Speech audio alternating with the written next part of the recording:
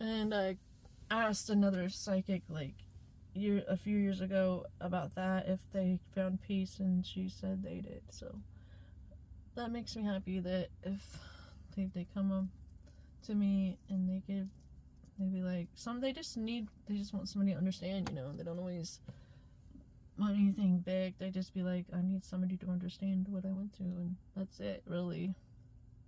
Just depends.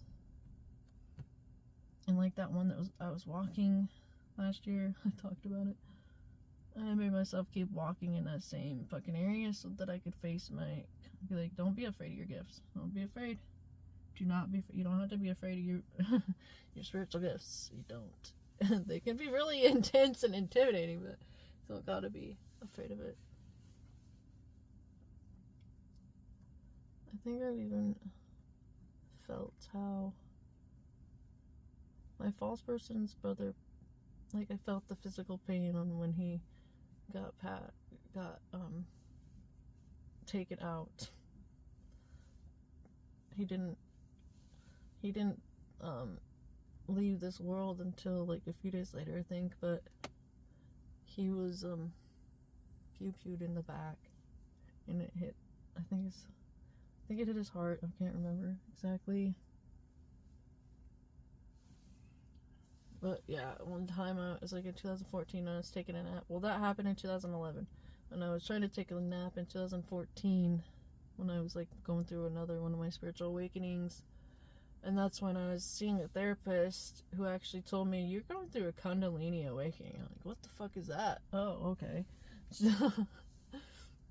Because I told her about dreaming about big ass snakes, and that can mean you're going through a Kundalini awakening. And I was also questioning, what the fuck am I here for? Type shit. So, like, and I was going through like physical ascension, like awakening symptoms. Like, I'd get like body aches and all that shit and fever, and I'm like, I don't got time for this. I got a fucking toddler who I don't get much help with, so I don't know.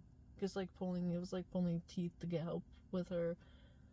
One of the times my mom had to take her for a Saturday while I took a bunch, like, Theraflu and fucking slept. It was not fun. I was also in a toxic abusive relationship at the time, so I'm sure that didn't help either. But anyways, yeah, in 2014, during that time, I was trying to take a nap, and it felt like I was pew-pewed in the freaking back a couple of times. It was weird. It freaked me out, and I thought it was something to do with where I was living in the apartment, but I recently realized what it really was. And so that makes sense to me. But yeah, I do love it here, though. Like, it's crazy because I was in this very, like, similar area. Haven't, like, came across the exact area, but, like, I was in the same cities 20 years ago for a youth group trip, because we came here from my church when I was a teenager. We came here, and then we went to, I think it was Camp Vermilion. We came here to stay for, like, a little bit, and we went to see this, like, this lady. Name is Mary Copeland. She made this, like, it wasn't I can't say homeless shelter, because, like, it's more than that. And it inspired me, and I kind of still, like, want to do that. I still want to kind of, like, do something like that. And I still haven't went back there, even though I was there 20 years ago. I'm not sure exactly where it is. I believe it'd be in St. Paul somewhere. Pretty sure I remember that. There's a lot of sub-cities, I believe you would call them, because the one I'm in exactly right now is called Maplewood. But the one we live in is kind of like, it's considered Vadnais Heights. But basically, it's sub-cities of St. Paul, Minnesota. So yeah, I love it, though. Like, I love, like, oh, you're driving, you're like, oh, okay, so I'm in this sub-city now. Like, it's cool. I love it, though. Like, it's just, I don't know, there's always something to fucking do. There's events and stuff. There's, like, this event that I wanted to go to. I don't know, I think it's still going on, but it's like $30 a person. but it's like the ice. It's like an ice show or whatever. I'm like, I want to go do it so bad. I should tell my partner. He would be like, oh yeah, that sounds cool. Sure that he would, you know. Anyways, let